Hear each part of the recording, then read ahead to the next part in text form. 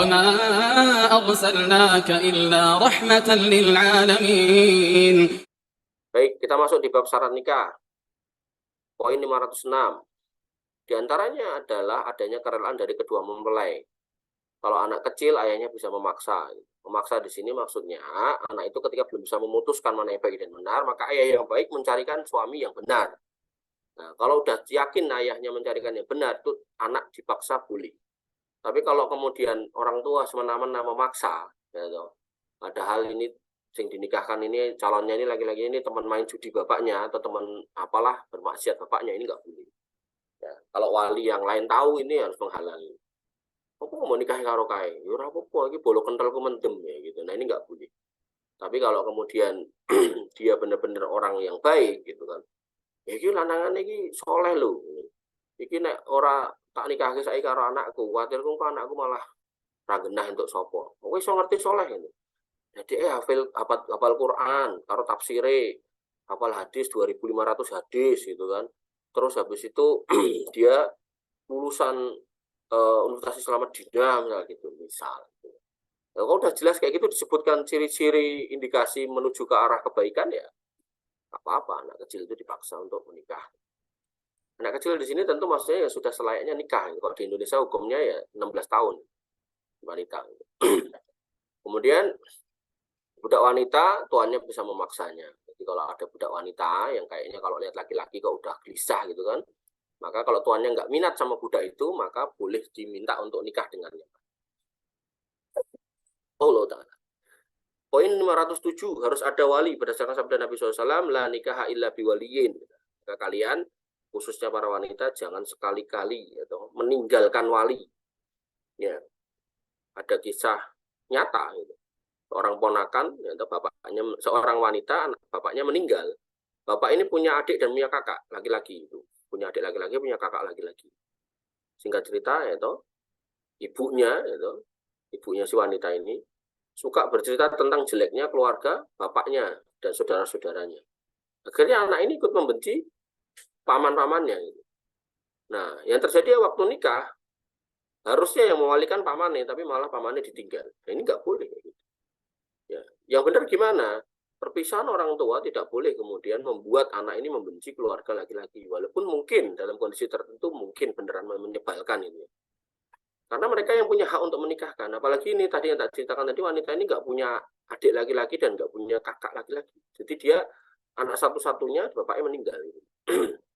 Nah, kalau masih punya kakak, punya adik, enak bisa jadi walinya. Gitu. Kalau nggak punya, dia harus kembali ke pamannya. Dan meninggalkan paman-pamannya ini dalam menikahkan ini nggak boleh.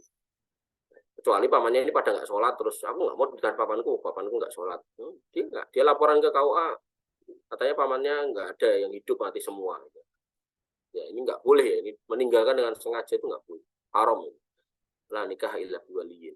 Kemudian orang yang berhak menjadi wali pada pernikahan seorang wanita yang merdeka adalah ayah dan yang di atasnya, nanti ayah, kakek, mbah buyut dari jalur bapak. Anak dan ke bawahnya, anak cucu laki-laki gitu. Jadi kamu misal jadi mbah-mbah atau punya cucu, anakmu meninggal semua, punya cucu laki-laki itu bisa menikahkan mbahnya. Jadi kamu kalau punya mbah, kita pengen nikah, ya nikahkan, jangan dihalang-halangi daripada nanti udah tua berzina kan repot gitu. Memalukan apa? Di sini waris gitu kalau bahasa di tempat saya. Memalukan anak cucu, bikin malu anak cucu.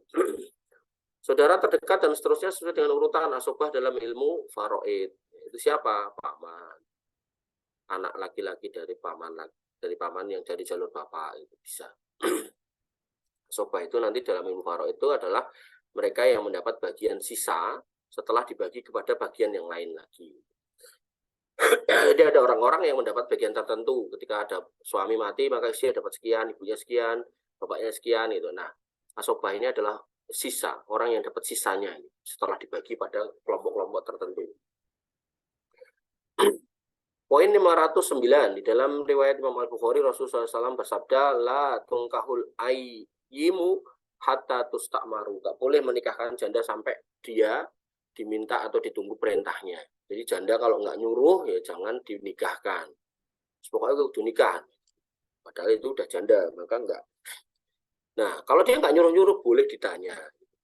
Jangan diem aja, mentang-mentang anak jandanya atau saudara jandanya diem aja, terus kemudian kita ya diem-diem aja, nggak boleh. Dan itu tanggung jawab kita loh ya. Itu misal kita sebagai laki-laki punya adik atau kakak perempuan dan menjanda gitu, itu tanggung jawab kita ngurusi. Kalau kita nggak mau ngurusi, ya maka pastikan dia menikah lagi biar diurusi sama suaminya yang baru. Itu namanya kalau dalam bahasa bisnis itu mitigasi resiko, memindahkan resiko, memindahkan beban gitu. Beban kalau kamu nggak nikahkan, ya kamu yang nggak wajib ngurusin gitu. Ya, kalau dia jandanya punya skill, punya usaha, punya dagangan, punya kerjaan, ya mungkin aman lah. Tapi kalau dia benar-benar janda yang dari dulu memang selalu dinafkahi sama suaminya, sama laki-laki, ya kamu sebagai saudara laki-laki ya harus mencarikan suami agar kemudian dia bisa diurusi sama laki-laki lain. Laki-laki lain di sini maksudnya ya yang terikat dalam ikatan pernikahan gitu loh, nggak cuma kayak wong lanang gitu, enggak. Wala tungkahul bikru hatta tusta'dana, dan seorang gadis perawan tidak dinikahkan sampai dimintai izinnya. Mau nggak kamu nikah sama itu? Ya, jadi diminta izin tuh gitu bahasanya. Mau nggak kamu nikah sama si fulan? Kalau yang janda, kapan kamu menikah? Itu pertanyaannya. Atau kira-kira masih mau nikah enggak? Enggak, aku nggak mau nikah, malas gitu. Daripada nanti suamiku mati lagi, aku sedih lagi, mendingan nggak nikah gitu. Nah, tapi nggak ada masalah dengan kondisi kamu. Gitu. Maksudnya apa? Ya namanya ini kebutuhan hidup kan, ya. Barangkali kamu punya keinginan, enggak, aku nggak mau. Jadi kemarin ada seorang wanita yang nanya sama saya gitu, dia nikah dulu tuh nggak pakai wali gitu. Hukumnya gimana? Saya bilang batal nikahnya. Terus saya dulu melakukan itu kata dia. Terus saya bilang, ya kan tinggal nikah ulang aja toh Bu. Ah enggak, saya udah nggak mau.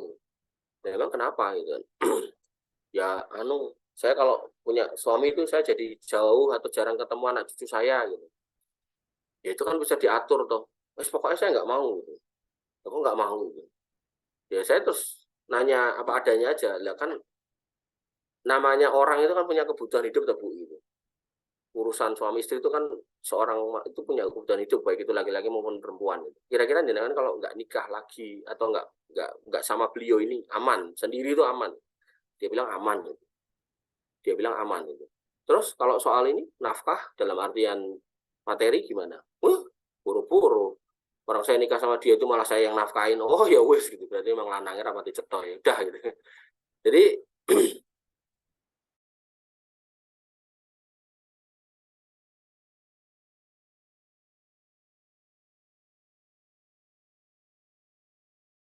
laki-laki jangan kemudian seperti itu. Laki-laki itu tulang punggung, bukan tulang rusuk. Namanya tulang punggung ya harus bertanggung jawab untuk mencarikan nafkah. Qalu, mereka bertanya, ya Rasulullah wa kaifa idnuha, bagaimana izinnya? Qala antas kuta. Mereka diam itu izinnya. Jadi kalau ditanya, mau nggak kamu nikah sama si fulan? Nggak jawab, diam. Berarti dia mau. Makanya kamu sebagai wanita kalau ditanya, jangan diam aja. Kalau diam kamu dianggap mau, dinikahkan repot kamu.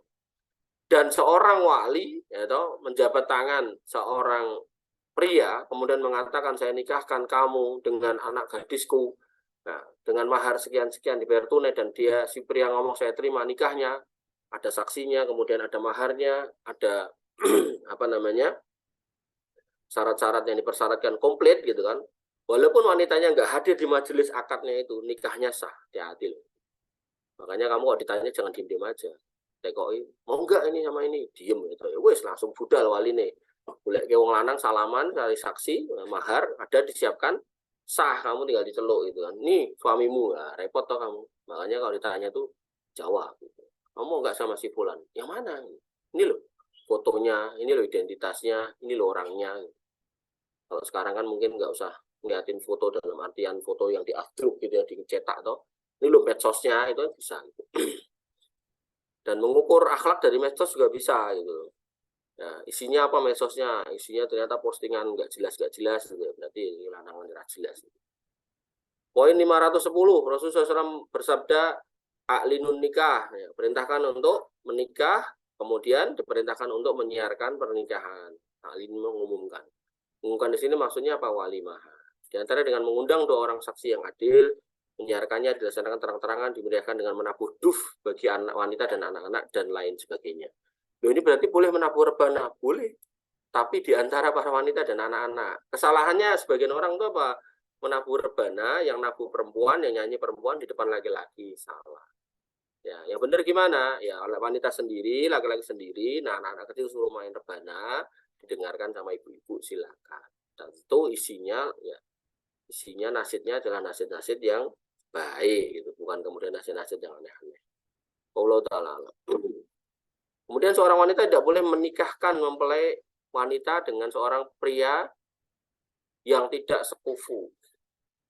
Seorang fasik tidaklah sekufu dengan wanita.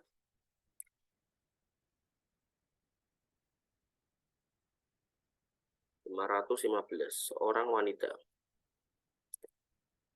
Benar ya? Cek dulu.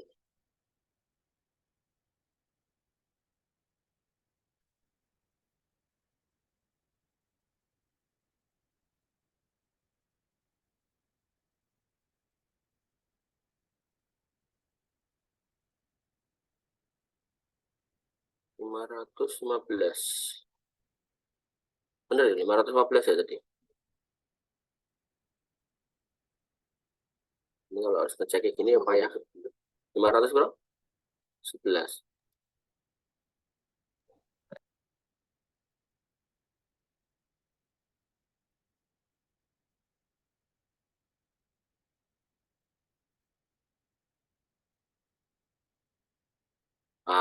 Di sini bahasanya liwaliyin, bukan, dan walaisa liwaliyil mar'ati, dan tidak boleh untuk wali seorang perempuan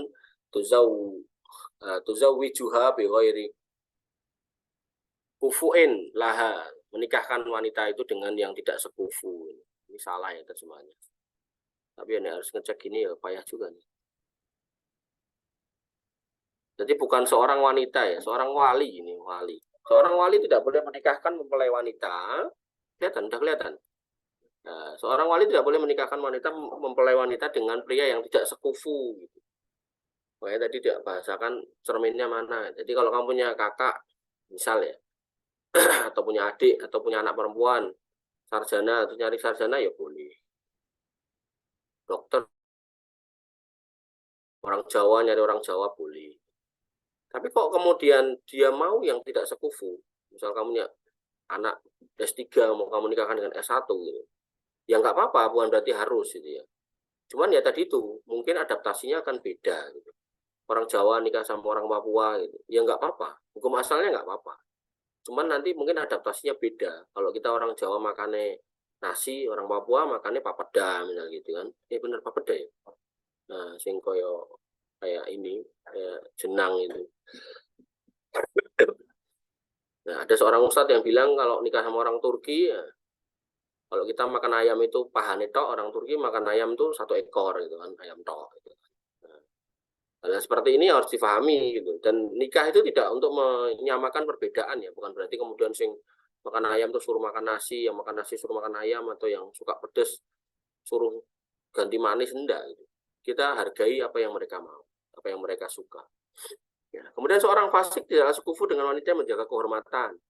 Maka wali juga harus memperhatikan ya, jangan kemudian punya anak udah baik gitu kan, kemudian dinikahkan dengan laki-laki yang nggak baik, akhirnya rusak anaknya. Dan bangsa Arab satu sama lainnya adalah kufu. Artinya orang Arab mau dari Yaman dinikahkan dengan Saudi itu kufu, orang dari Bahrain dinikahkan dengan dari Qatar itu ya kufu. Ini ngomongkan suku ya, jadi Jawa dinikahkan dengan Jawa Tengah, Jawa Timur itu masih sekufu, Jawa Timur dengan Jawa apa namanya Ngapak ya masih sekufu gitu. Ya. Kemudian Sunda, Jawa Barat dengan Banten itu juga masih sekufu. Gitu. Hal seperti ini adalah ya masih sekufu, masih dianggap sekufu. Wallahu ta'ala alam.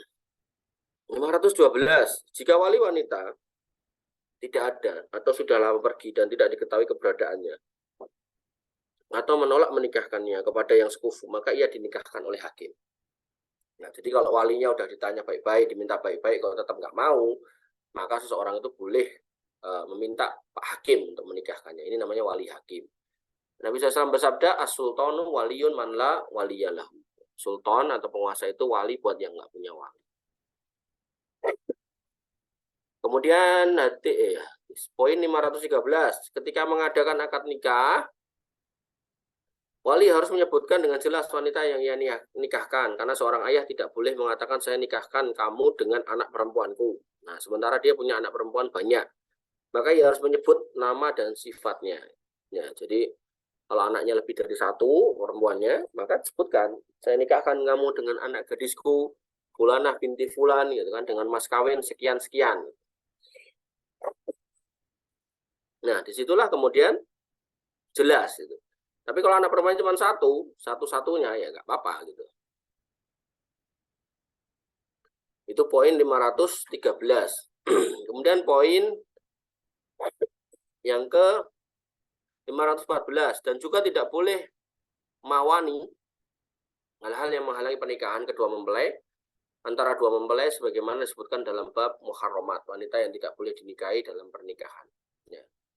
Artinya menghalangi pernikahan. Artinya gini, mahram nggak boleh dinikahkan dengan mahram. Kan kalau ada mahram mu'abbad, ada mahram mu'aqqad. Mahram mu'abbad ini mahram yang selama-lamanya. Yaitu nggak boleh dinikahkan dengan ibunya, nggak boleh dinikahkan dengan adiknya, kakaknya, nggak boleh. Kemudian karena sepersusuan nggak boleh. Kemudian mahram mu'aqqad nih, seorang wanita ya menikah dengan seorang laki-laki, laki-laki ini juga naksir sama adiknya. Nah, nggak boleh berkumpul kakak sama adik dalam satu pernikahan. Wanita dengan bibinya juga nggak boleh berkumpul dalam satu pernikahan. Jadi kalau nanti suamimu yang menginginkan mahrammu, ya adik muka, bibi muka, gitu ya, kamu tanya aja sama dia, kamu mau yang mana mas? Kalau kamu sama adikku ya ceraikan aku, gitu, biar bisa kamu nikah sama adikku. Atau kalau kamu senang sama bibiku ya ceraikan aku biar kamu bisa nikah sama bibiku. Ya, kok ada laki-laki gitu ya ada ya, karena ya kamu kenalkan sama adikmu, kamu kenalkan sama bibimu, ya. Dimana adikmu atau bibimu ternyata lebih cantik daripada kamu, ya sudah. Kalau emang laki-laki itu milihnya saudaramu, ya udah kamu berarti akan ditinggalkan.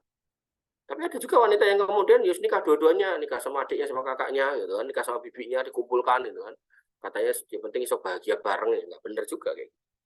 Ya masih mending adalah kalau misal ya seorang wanita ya, konon katanya ada, tapi saya belum pernah ketemu orangnya. Jadi dia punya teman baik gitu kan, nggak nikah-nikah gitu. Yang cerita teman saya, teman kampus itu. Nah dia kemudian ngomong, kalau kamu nikahin saya, kamu juga harus nikahin teman saya ini. Jadi 2 in 1. Nikah satu dapat 2. Nah, tentu laki-laki yang mengiyakan ya dia harus tahu tentang bagaimana hukum-hukum terkait dengan poligami ya. Biar adil, jangan sampai nggak adil. Baik, ini yang bisa kita pelajari. Demikian yang bisa kita sampaikan dan kita diskusikan. Kurang lebih mohon maaf. Assalamualaikum warahmatullahi wabarakatuh. Assalamualaikum warahmatullahi wabarakatuh.